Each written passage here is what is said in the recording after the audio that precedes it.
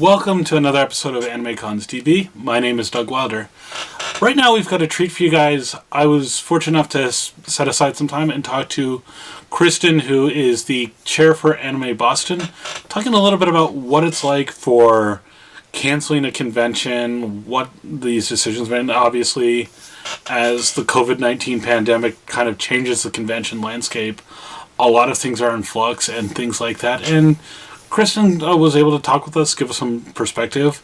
She and I go way back as staffers on Anime Boston, and we've been friends for a while too. So it was great to talk, catch up, get some great perspective. And without further ado, I'll just give you guys a little bit of warning because we're social distancing and everything like that.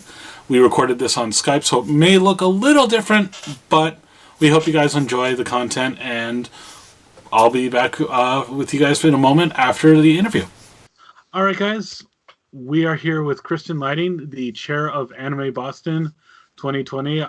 Kristen and I have go back a long time. We've been staffers together on Anime Boston for, quite some time. We used to work together when I was the facilities manager and the assistant director of operations, and I've moved on to other things, and she's moved up in the world and is now the chair for the con. But I'm going to let her do a bit more of that. So first off, Kristen, welcome to AnimeCons TV. Can you give us a little bit more background on your role at Anime Boston?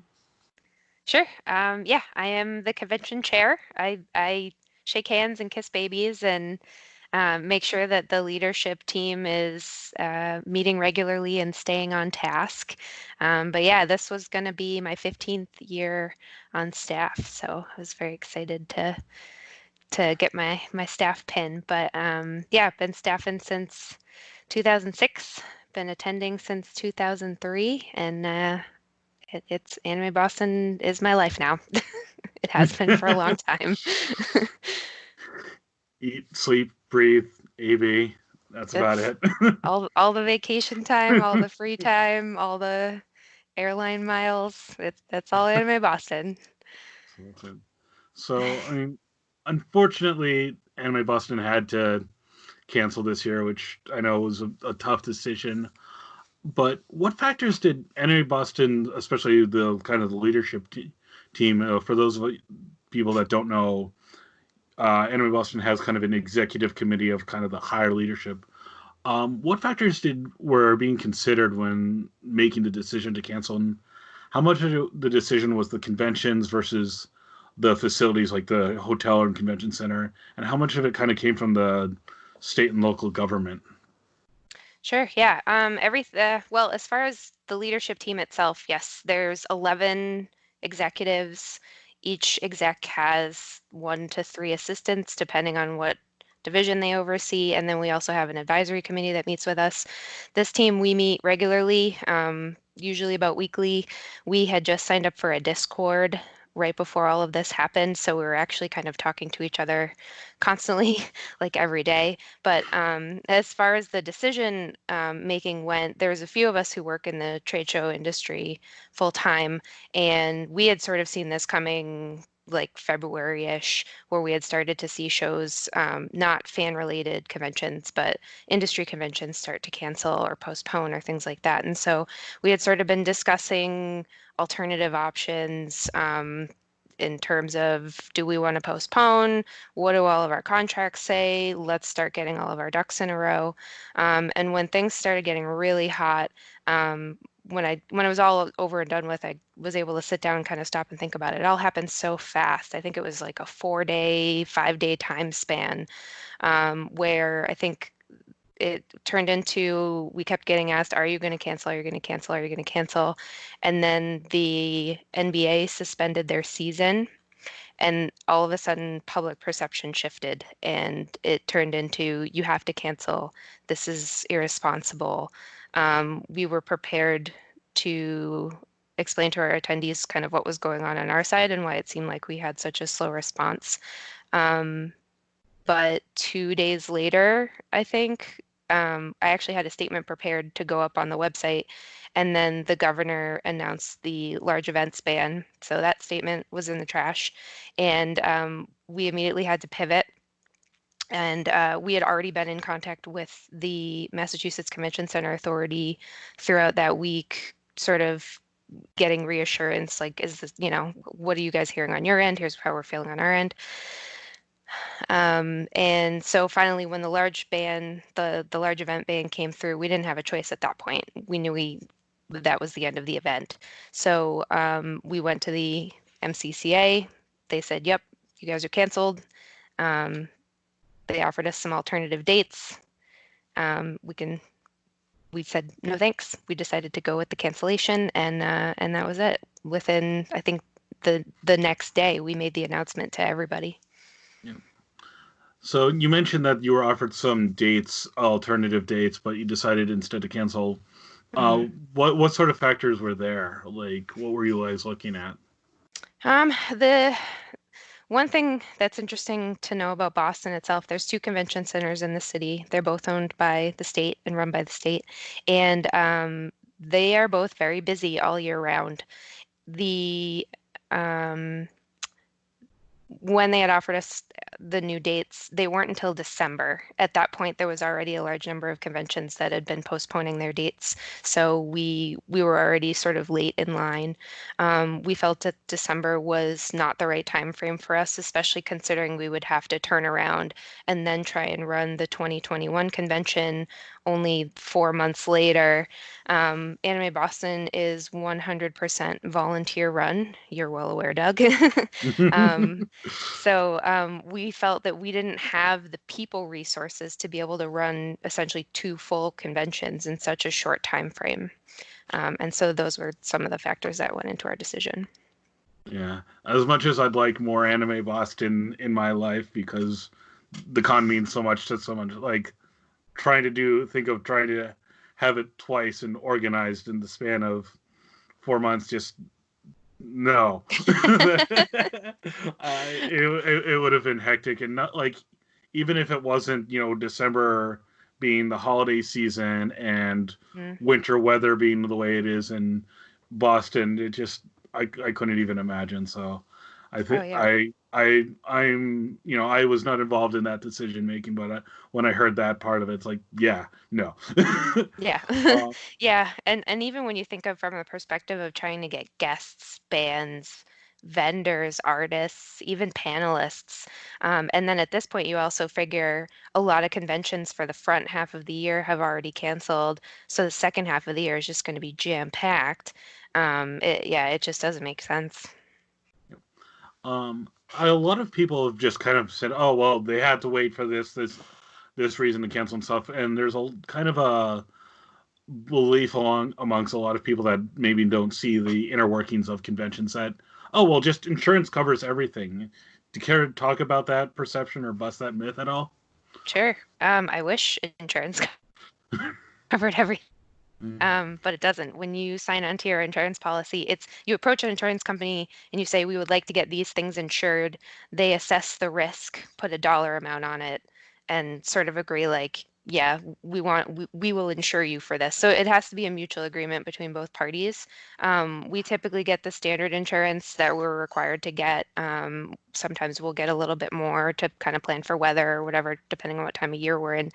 By the time like in order to get insurance that covered you for the COVID-19 stuff that was going on, you would have had to sign on like years ago for that kind of insurance, and I'm sure it wouldn't be cheap. And at that point in the game, we actually did ask some legal counsel, and they had said like there's not an insurance company in the world that's going to give insurance for COVID-19 right now, so don't even bother trying. Yeah. So, okay. Going back to making the announcement, one of the things I, as a staffer, saw once Anime Boston did finally make the decision to cancel and make that known, it seemed like most of the attendees were very understanding and supportive of the convention's decision. I saw a lot of posts just that were along the lines of, it's a tough choice, but you guys made the right one. How do you feel about how the reaction has been from the attendees with this? Overwhelmed. It was so beautiful, and it is beautiful. It's just so nice to know that The attendees support us. They understand. They care about us. They are like we want them to be safe. We want our people to be safe, and just the positive response was just so overwhelming. It was wonderful. Hmm. I think when I first saw that, I was getting a little teary eyed, and I think it's like, these people really are. This is why we have the convention, and it really meant a lot to me as a staffer.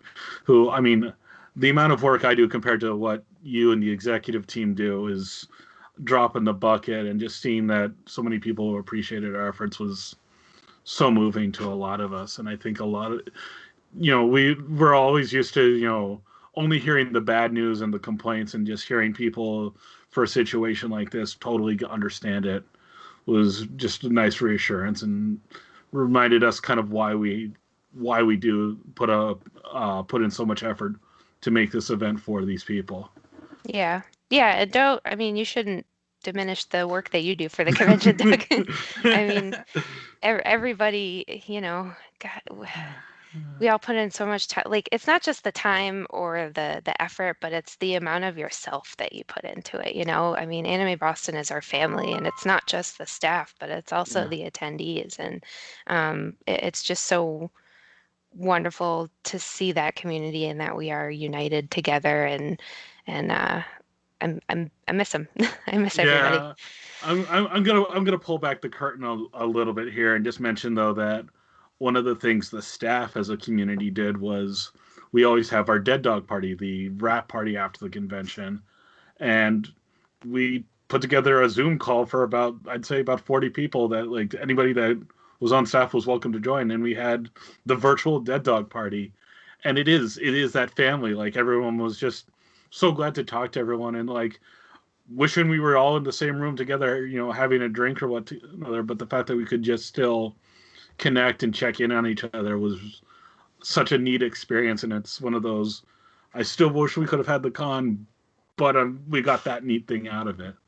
Oh yeah, absolutely. I'm sorry. I had a cat jump in my lap. No worries. It's the it's working at home. Yeah, Yeah, no, that dead dog party, yeah, it was a lot of fun. I did log on for a little bit. Zoom calls are kind of crazy when you got like 50 people on there. yep. So, But um, it was so awesome to hear everybody's voices and see your faces. And some people were using filters and different backgrounds, and it was a good time. I think one of the most amusing ones was Mike, our director of technical operations, putting a picture of what his normal setup, his office is during the convention as his background. Yes, that's right. Yeah, he did do. Yeah, my favorite part was he was yeah putting on pictures of different like parts of the convention, and Yeah. yeah, at one point I did look at him and I was like, is that row 200? So, okay, back to a little more serious, unfortunately. Eventually, when the government does allow large gatherings to take place and conventions can be held again, do you think people are going to be wary about attending conventions for a while? Or do you think people are going to have so much cabin fever from not being able to go to cons and things like that that they're going to be running out to the first convention they can get to? I want to say a little bit of both, but I think the majority of people are probably going to be wary.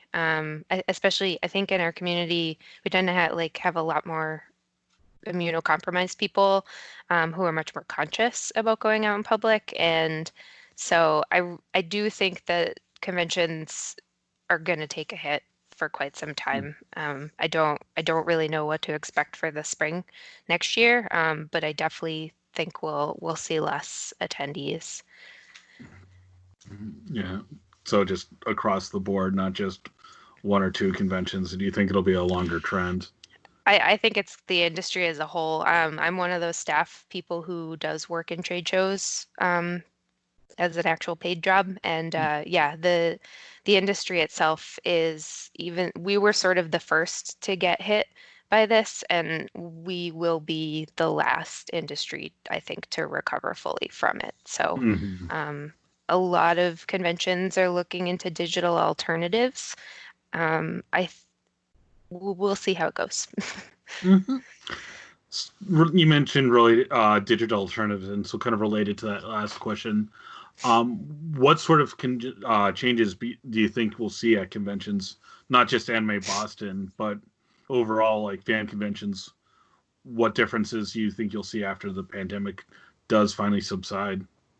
I definitely do think there is going to be more of an attempt to reach out to people through the internet, especially as it's going to I think it's going to take a while for public confidence to return. So I think that they're still going to want to try and reach out to those people because there's still an audience there.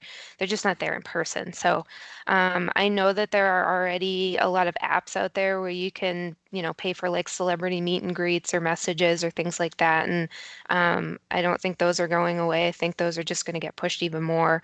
I think that you'll see panelists and bands trying to figure out more ways to reach out to their audience through digital means. So yeah, I definitely expect to see a lot more of that. Okay. Yeah, it's. I think there's going to be some interesting solutions to some of these things, and as a person who presents panels at conventions, I'm really left wondering, like, how would I present my panel online? How would I do it, and things like that. Yeah. And I think you're going to see other things, other events beyond that.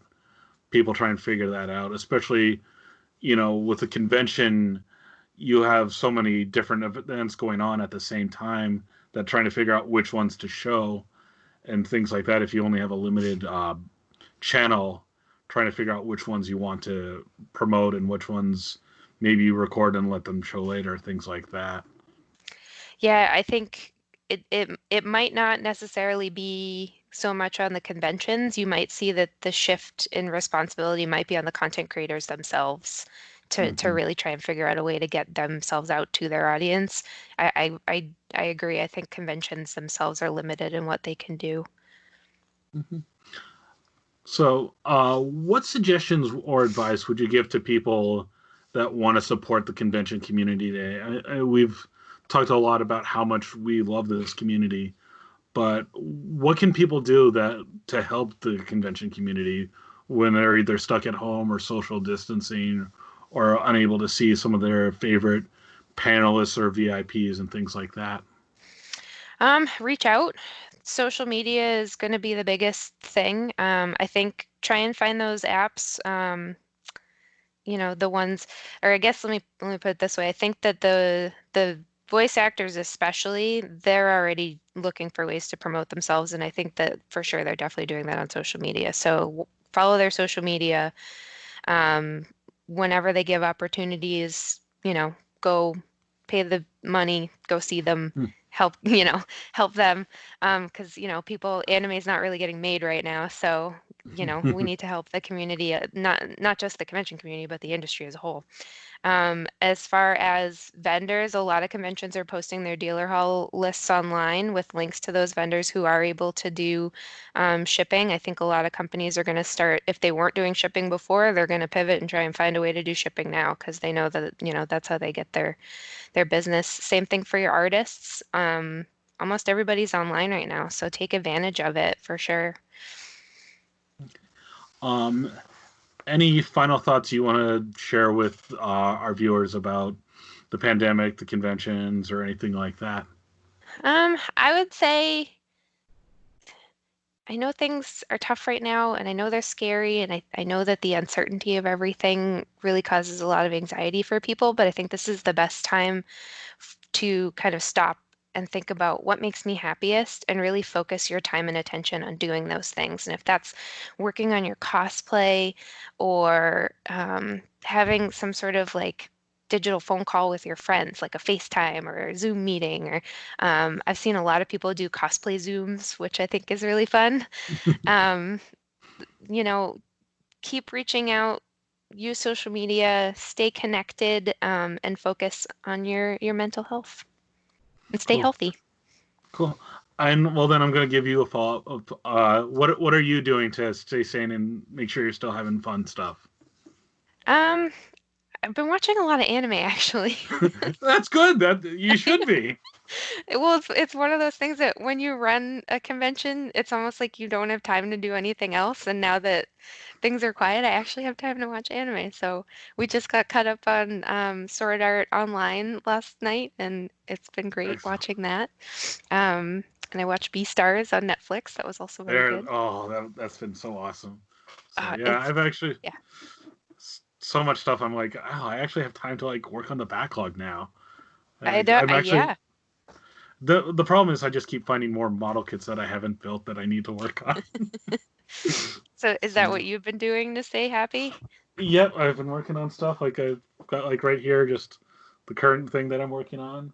Awesome. Um, Honing my Gundam skills that way, since I can't talk about giant robots to a room full of people. I'm just building miniature versions of giant robots, which sounds like an oxymoron. At my desk, that's what I've been doing, and it's Oh, been that's perfect. interesting because you mentioned that community. I've been sharing progress pictures, and I've actually had a couple convention friends say that seeing their pictures has gotten them back to like, oh, I've got stuff I need to build, and so we've now been chatting and sharing what we're working on and sharing build tips and things like that. So that in that way, the convention community still keeps going for me.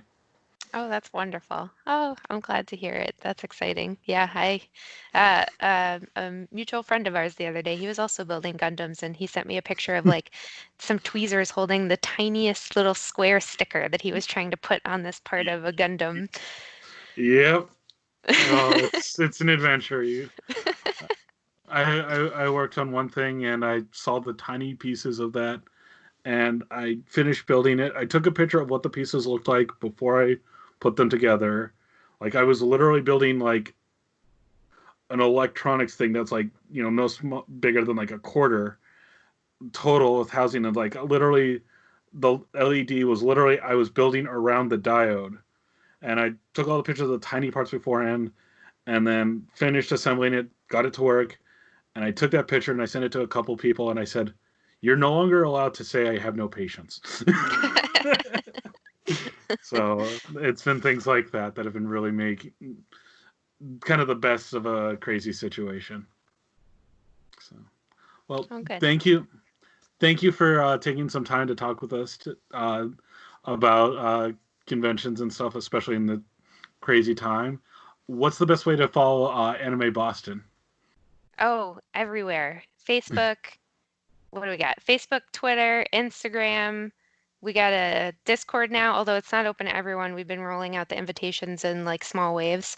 And our website, like hands down, the website is the best place for all the news. But and thank you for having me, Doug. This has been wonderful to see your face and chat with you. Likewise. So thank you once again. Oh, all right. Thank you once again to Kristen for taking the time to speak with us.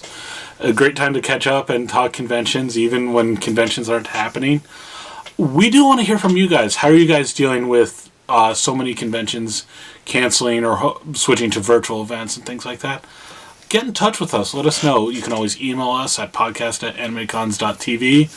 Look up for AnimeCons TV on Twitter, on Instagram, on Facebook. We're all over the place. Don't forget, you can always just leave a comment on our YouTube channel.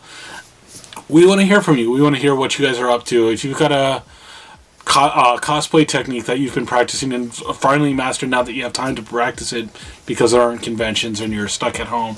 If you're building new model kits, if you're working on editing, let us know. We want to hear what you guys are up to, even if conventions aren't happening.